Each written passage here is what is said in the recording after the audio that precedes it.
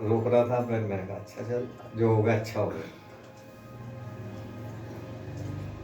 वंदे देवं मापतिं सुरगुरुं वंदे जगत्कारणं वंदे पन्नगभूषणं मृगधरं वंदे पशूनां पतिं वंदे सूर्यशशाङ्कवैनयनं वंदे मुकुन्दप्रियं वंदे भक्तजनाश्रम च वरदं वंदे शिवं शंकरम्।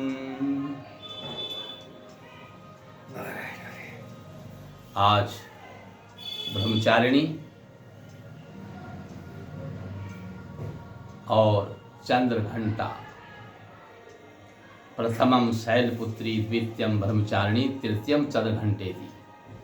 चंद्रघंटा और ब्रह्मचारिणी आज 2 नवरात्र हैं। चंद्रघंटा का भी आज ही है, यानी दूसरा और तीसरा दोनों नवरात्र आज एक ही हो गए हैं। तो आज ब्रह्मचारिणी और चंद्रघंटा दोनों देवियों की आज पूजा है।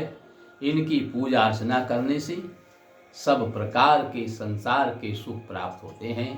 इसलिए विधि विधान पूर्वक माँ भगवती की आराधना प्रतिदिन करनी चाहिए, अगर आपको संसार के सुख भोग चाहिए।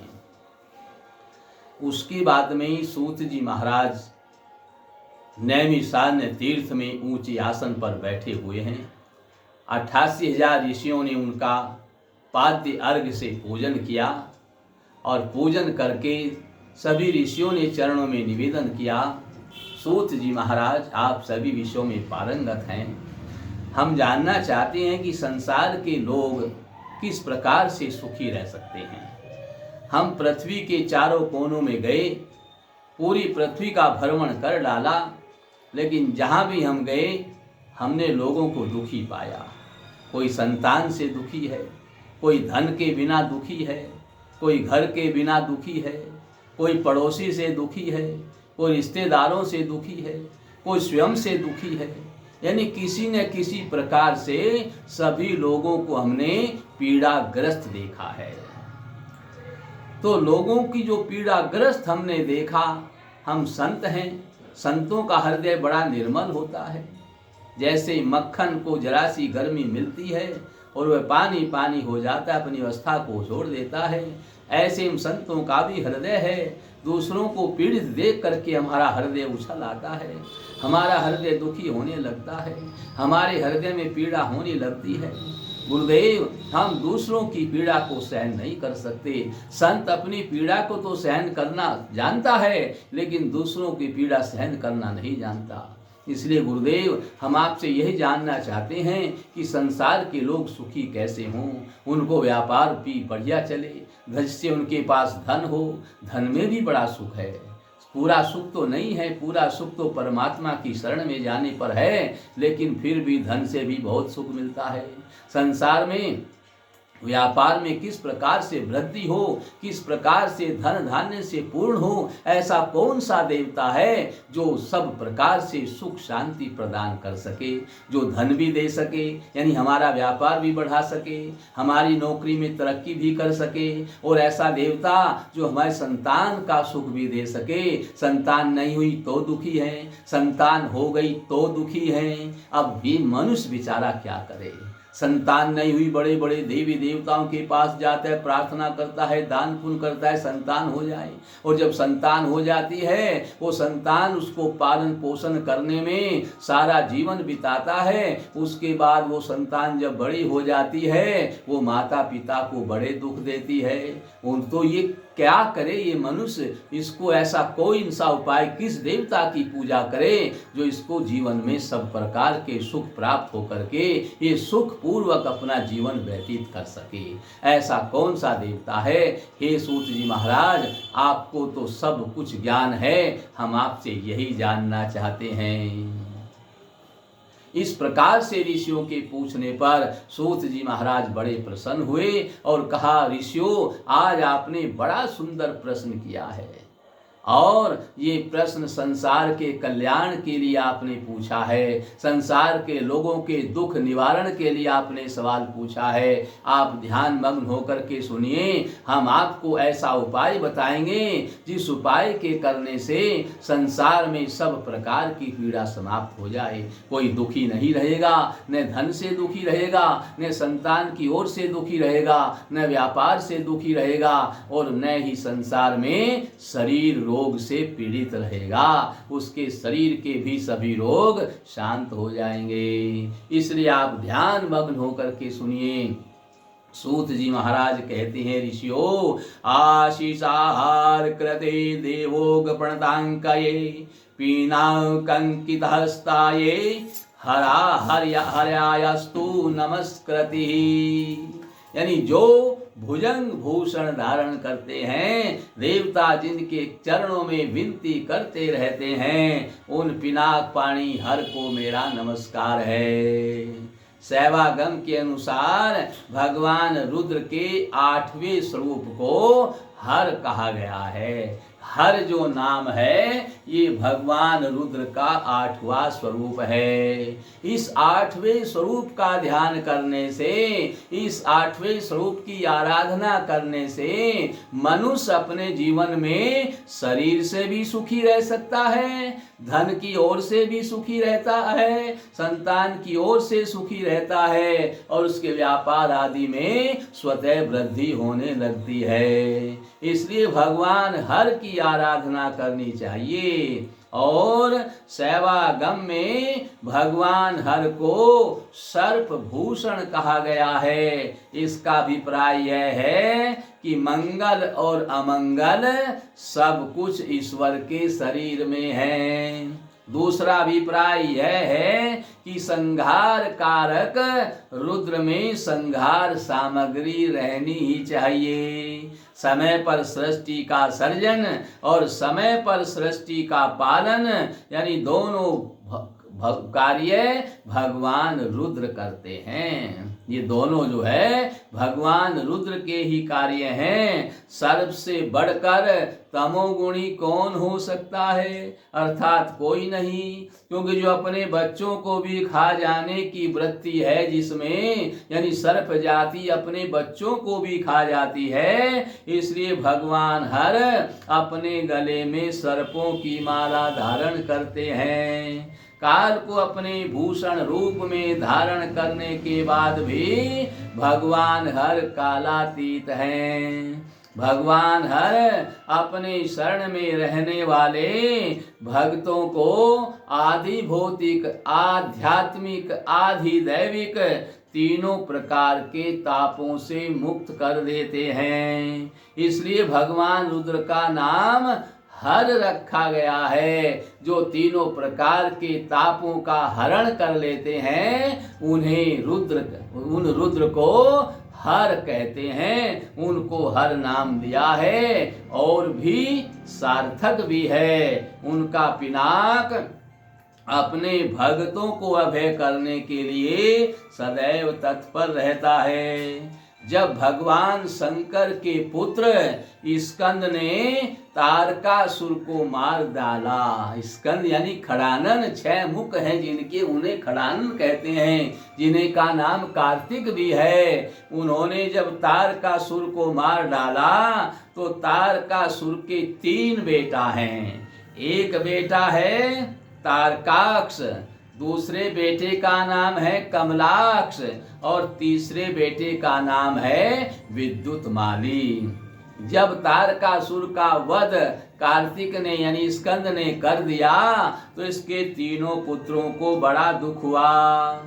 इन तीनों पुत्रों ने क्या किया? ये मेरू पर्वत पर गए और वहां पर कठोर तपस्या करने लगे। हजारों वर्षों तक इन्होंने कठोर तपस्या करके ब्रह्मा जी को प्रसन्न कर लिया। और ब्रह्मा जी जब प्रसन्न हो गए तो इन्होंने वरदान मांगा कि हमें अजय चाहिए, युद्ध में हमारी जीत हो, हमें कोई हरा न सके, ऐसा वरदान इन्होंने मांग लिया। तो ब्रह्मा जी ने इन तीनों के वर मांगने पर स्वर्ण चांदी और लोहे का अजेय नगर इनको दे दिया।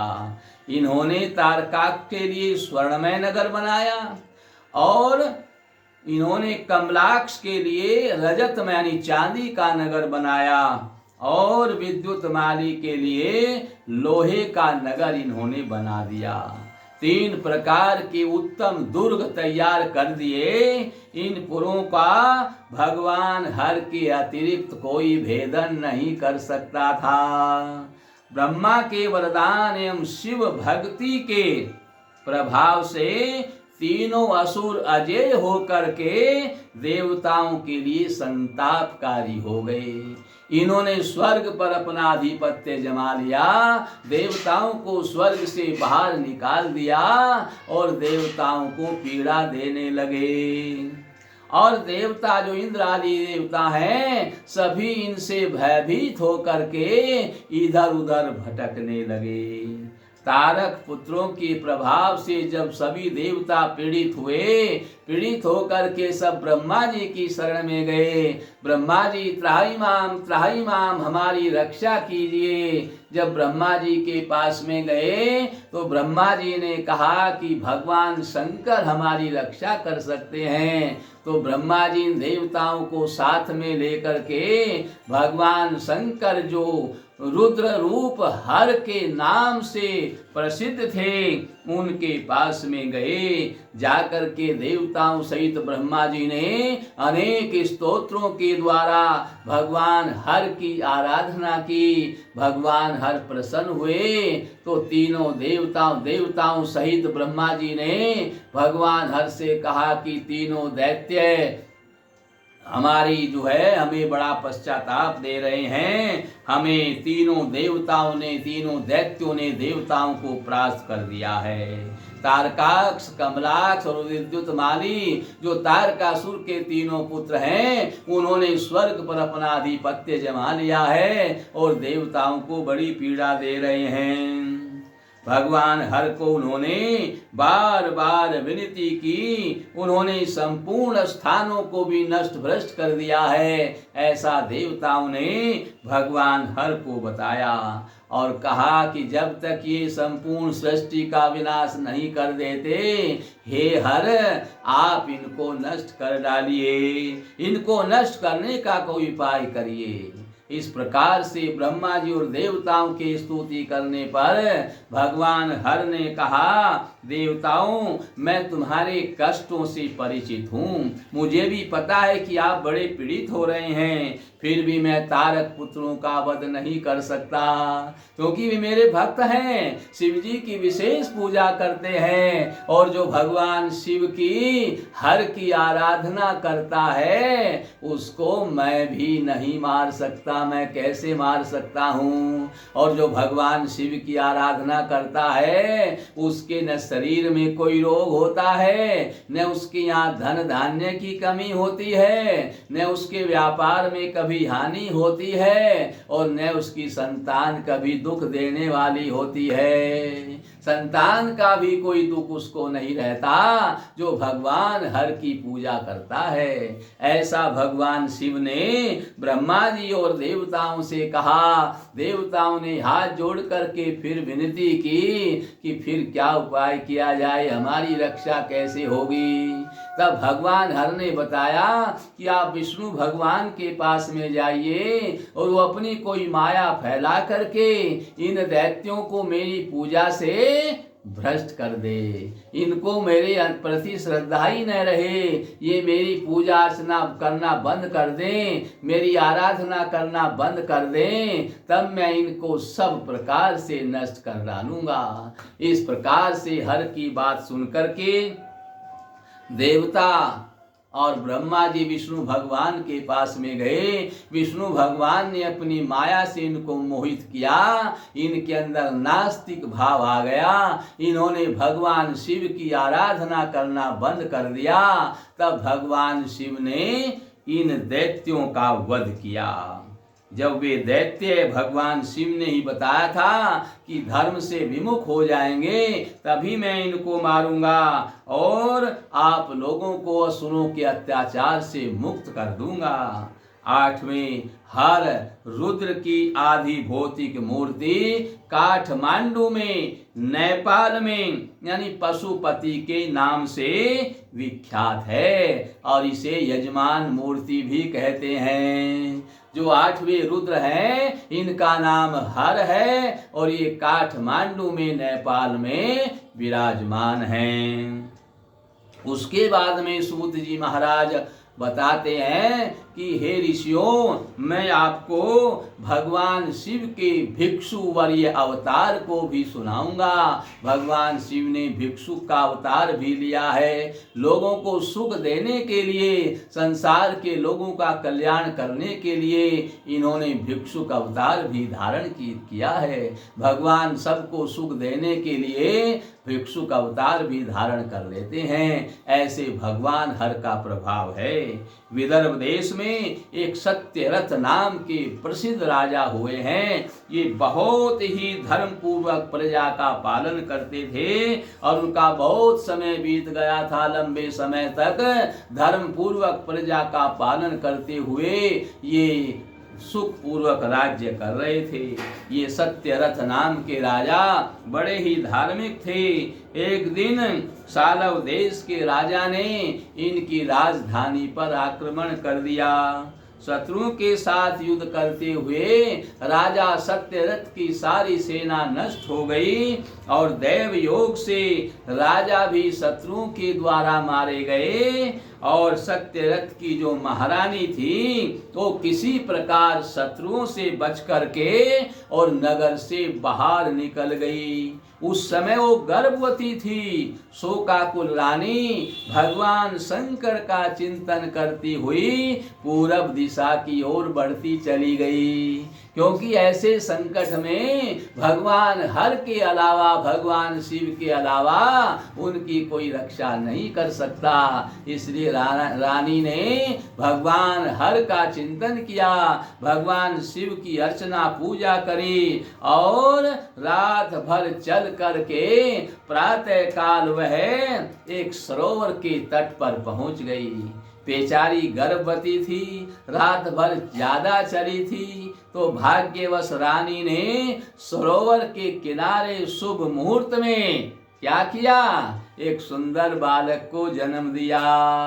दैव योग से रानी को उस समय बड़े जोर से प्यास लगी। इस बालक को जन्म देने के बाद महारानी सरोवर में नीचे उतरकर पानी पीने के लिए गई तो एक ग्रहा ने रानी को पकड़ लिया, पकड़ करके जल में ले गया और रानी को खा गया।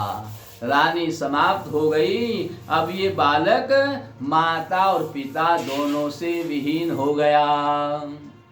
इतने में ही भगवान शंकर, क्योंकि इसकी माता ने भगवान शंकर की आराधना की थी, तो भगवान शंकर इसकी रक्षा के लिए यहाँ पर आ गए, इस बालक की रक्षा करने लगे। भगवान शंकर इस बालक की रक्षा कर रहे थे। उधर से एक विधवा ब्राह्मणी अपने पुत्र को गोद में लिए हुए सरोवर की ओर आ रही थी। विधवा ब्राह्मणी ने इस बालक को देखा तो उसको बड़ी दया आई। ये बालक यहाँ पर पड़ा हुआ है, इसको हिंसक जानवर न खा जाएं, इसलिए उसने बालक को उठा लिया और उठा करके जब चलने लगी तो भगवान शंकर ने इस ब्राह्मणी को दर्शन दिया। किस रूप में? एक भिक्षुक के रूप में ब्राह्मणी के सामने प्रकट हो गए और कहा, ब्राह्मणी, ये बालक उसको अपना पुत्र बनाने की इच्छा ब्राह्मणी को भी हो गई थी और भिक्षुक बने भगवान शंकर ने कहा, यह बालक परम पवित्र है और तुम इसे अपना पुत्र समझकर ले जा रही हो, ये बड़ी अच्छी बात है। इसका बड़े प्यार से अपने पुत्र की भांति पालन पोषण करना। यह बालक शिव भक्त महाराज सत्यरथ का पुत्र है। इसके पिता को सालावदेशी शत्रुओं ने, राजाओं ने मार डाला है और इसकी माता को भी इसी सरोवर में एक ग्रहा ने खा लिया है। यह बालक अनाथ है, आप इसको अपने साथ ले जाकर और इसका पालन पोषण करिए। इसके माता पिता ने पूर्व जन्म में प्रदोष काल में शिव जी की आराधना किए बिना ही भोजन कर लिया था। इसलिए जन्म से ही माता पिता से इस बालक को विहीन होना पड़ा। यह बालक बहुत बड़ा शिव भक्त होगा। इस प्रकार ब्राह्मणी को उपदेश दे करके संन्यास रूपधारी भगवान शिव ने उसे अपने स्वरूप का दर्शन भी कराया। ब्राह्मणी ने बड़े ही प्रेम से गदगद वाणी से अब भगवान शंकर की स्तुति की और कहा कि अब मैं धन्य हो गई, मुझे आपका दर्शन हो गया। और भगवान शिव फिर अंतर ध्यान हो गए और ये ब्राह्मणी इस बालक को लेकर के और इस बालक के साथ में अपने पुत्र की तरह इसका भी पालन पोषण करने लगी। यथा समय दोनों बालकों का यज्ञोपवीत संस्कार हुआ। सांडिल्य मुनि के उपदेश से वे दोनों बालक व्रत रख करके प्रदोष काल में शिव उपासना किया करते थे, भगवान शिव की उपासना किया करते थे। एक दिन ब्राह्मणी का पुत्र राजकुमार को साथ में लिए बिना ही नदी में स्नान करने के लिए गया और वहां पर उसे रत्नों से भरा हुआ एक कलश मिल गया और इस प्रकार इस कलश को ये ब्राह्मण बालक लेकर के आया तो आज इनकी दरिद्रता भी दूर हो गई। और 1 वर्ष के बाद एक दिन राजकुमार ब्राह्मण कुमार के साथ वन में गया। ये दोनों प्रदोष काल में भगवान शिव की आराधना करके ही भोजन करते थे और भगवान हर का विशेष पूजन किया करते थे। भगवान शिव के विशेष भक्त थे, इसलिए भगवान शिव की कृपा से इस वन में एक जो है अकस्मात अपनी सखियों के साथ में एक गंधर्व कन्या वहां पर आई और उस कन्या ने राजकुमार को पसंद कर लिया। उसके रूप सौंदर्य पर मोहित हो गई और राजकुमार के साथ में इस गंधर्व कन्या ने विवाह कर लिया और अपना पालन पोषित विवाह जब कर लिया तो ये राजकुमार वहां का राजा बन गया और इस विधवा ब्राह्मणी को जिस माता ने उसका पालन पोषण किया था राजकुमार ने वहां पर राजमाता के पद पर प्रतिष्ठित किया, क्योंकि शिव भक्त था। कभी भी ये अपनी सेवा को भूलते नहीं हैं। जो भगवान शिव के भक्त हैं वो हमेशा अपने कर्तव्यों का पालन करते हैं और ये ब्राह्मणी भी भगवान शिव की विशेष आराधना किया करती थी, इसलिए इसको पुत्र का वियोग कभी होना ही नहीं था। ये राजमाता बनकर के बड़ी ही प्रसन्न हुई और वह राजकुमार धर्मगुप्त के नाम से वहां का राजा प्रसिद्ध हुआ। तो यह था देवेश्वर भगवान शिव की आराधना का सच्चा फल। जो भगवान शिव की आराधना करता है उसका शरीर भी स्वस्थ रहता है, उसके पास धन की कमी भी नहीं होती है, उसका व्यापार भी बढ़िया चलता है और उसको पुत्र कलेश भी किसी प्रकार से नहीं होता है। ये भगवान शिव की आराधना का फल है।